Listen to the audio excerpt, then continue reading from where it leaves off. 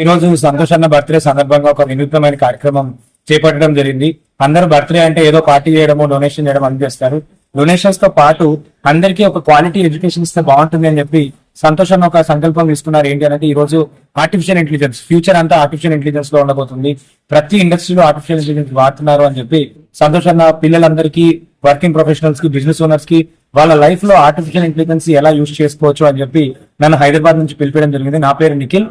నేను ఈ రోజు స్టూడెంట్స్ వాళ్ళు వాడుతున్న చాట్ జీపీ అందరు ఏమనుకుంటారంటే ఆర్టిఫిషియల్ ఇంటెలిజెన్స్ అంటే చాట్ జీపీ జెమినీ అని అనుకుంటారు. కానీ artificial intelligence is beyond that. వాళ్ళకి ఆల్మోస్ట్ మన మార్కెట్ లో ఇప్పటికీ 40,000 పైగా టూల్స్ ఉన్నాయి.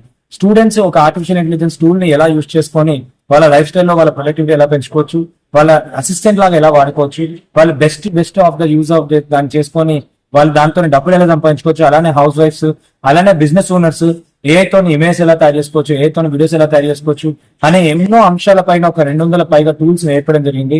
ఆల్మోస్ట్ ఒక 3 నుంచి 4 గంటలు ఈ కార్యక్రమం జరిగింది. ఇందులో వాళ్ళకి సంబంధించిన రిసోర్సెస్, మెటీరియల్, న్యూస్ అన్ని కూడా వాళ్ళకి ఇచ్చి వాళ్ళని అసలు ఆర్టిఫిషియల్ ఇంటెలిజెన్స్ అంటే ఏంటి, ఆర్టిఫిషియల్ ఇంటెలిజెన్స్ అనే పరిజ్ఞానాన్ని మొత్తం పరిచయం చేసి వాళ్ళు దాన్ని వాళ్ళ లైఫ్ లో ఉపయోగించుకొని వాళ్ళు ఎలా అప్డేట్ అవ్వచ్చు అనే విధంగా వాళ్ళకి ఒక రోడ్ మ్యాప్ అయితే కంప్లీట్ గా ఇవ్వడం జరిగింది.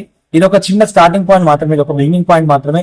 ఇలాంటి ట్రైనింగ్ ప్రోగ్రామ్స్ ని మళ్ళీ ఆన్లైన్ లో కంటిన్యూ చేస్తూ దాన్ని ఇంకెక్కువ మందికి రీచ్ అవుట్ చేయాలి అని చెప్పి అసలు మొట్టమొదటిసారిగా ఇటువంటి ప్రోగ్రామ్, ఇటువంటి ట్రైనింగ్ ప్రోగ్రామ్ అనుకోవచ్చు, ఏఐ ప్రోగ్రామ్ అనుకోవచ్చు, వివండిలో ఫస్ట్ టైం సంతోష్ అన్న ఆధ్వర్యంలో చేయడం జరిగింది. దీనికి ఎంతో మంది నరేందర్ గారు, డిఫరెంట్ అందరు పీపుల్ కూడా మా టీం అందరూ కూడా వర్క్ చేసి ఎంతమంది విద్యార్థుల సంఖ్య వచ్చింది అనుకుంటారు? ఆల్మోస్ట్ ఒక 700-800 పీపుల్ ఈ రోజు ఆఫ్లైన్ లో మనకు పార్టిసిపేట్ చేయడం జరిగింది 2 ఫ్లోర్ లో.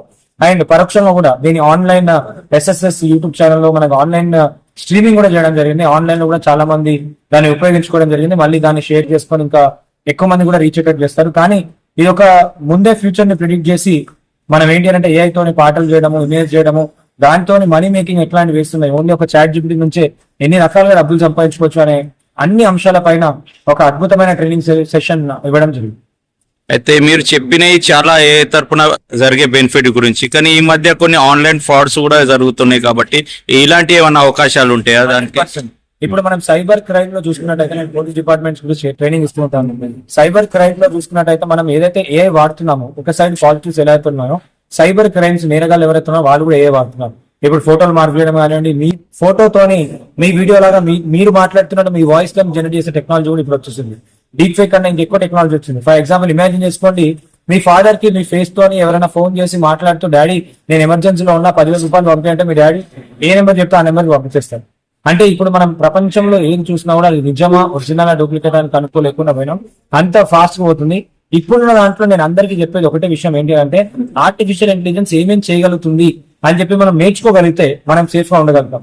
ఇప్పుడు పాజిటివ్ ఉంది, నెగిటివ్ ఉంది. ఇప్పుడు నెగిటివ్ సైడ్ లో సైబర్ క్రైమ్స్ ఇలా కూడా చేస్తారా అని మనకు తెలిసింది అనుకోండి, అటువంటి స్కామ్ లో నుంచి మనం ఆ బారిన పడకుండా మనము సేఫ్ గా ఉండగలుగుతాం. కాబట్టి ఆర్టిఫిషియల్ ఇంటెలిజెన్స్ ఇప్పుడు గుర్తుపెట్టుకోండి, మీ 5 సెకండ్ల వాయిస్ ఇచ్చినా మీ వాయిస్ ని డబ్ చేయగలుగుతుంది.